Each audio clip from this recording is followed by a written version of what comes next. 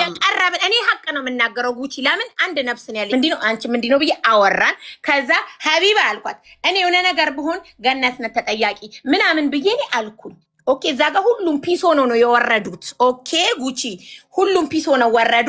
እኔ ህዝቡ የኢትዮጵያ ህዝብ አደራ ሪታ ገነት የሆነ ነገር ብታረጋት ምናምን ተባለ። ለምን እዛ ጋር እፈራታለሁ ብዬ ስላልኩ እንጂ አላቀሳሰርኩ፣ አላጣላው፣ ምን አላልኩኝ።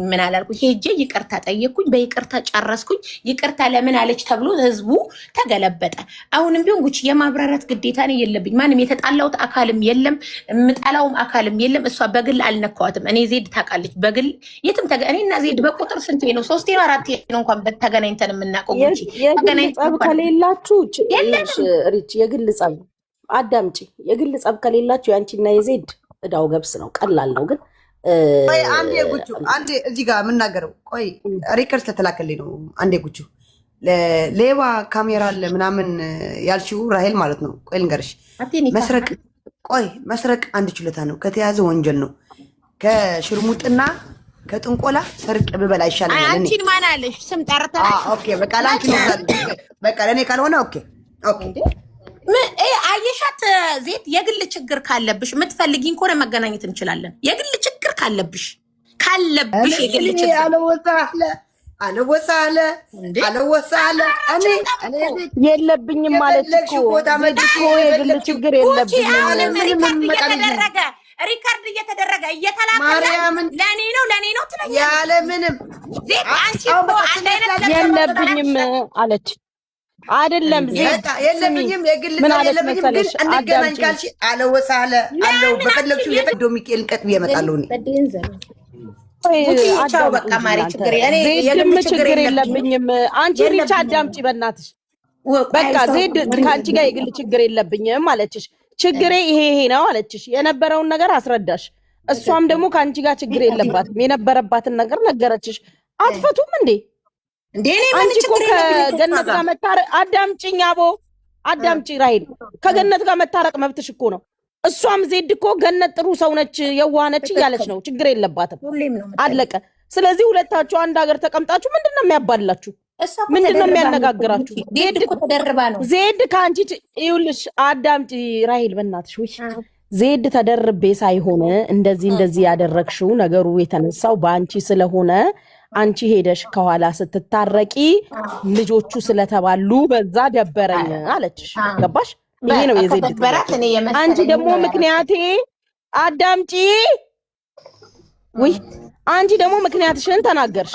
ይሄ ነው ምክንያቴ ብለሽ ከተናገርሽ ሁለታችሁ እንደ ግለሰብ ችግር ከሌለባችሁ አንድ ሀገር የተቀመጣችሁ ኢትዮጵያውያን ናችሁ። ገባሽ? ዜድ ብትወድቅ አንቺ ትደርሻለሽ፣ አንቺ ብትወድቂ ዜድ ትደርሳለች።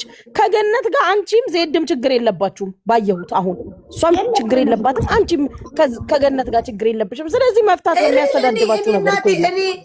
አንድ ሀገር ለአንድ ሀገር ሙሉ ነው የምዞረው። የት እንደምውል፣ የት ቡና እንደምጠጣ፣ የት እንደምበላ የታወቀ ነው። የኔ የታወቀ ሀገር ያወቀው ሁሉ ያወቀው ነው። እኔ ደግሞ ዜድ የድሮ ማለት ታውቂኛለሽ።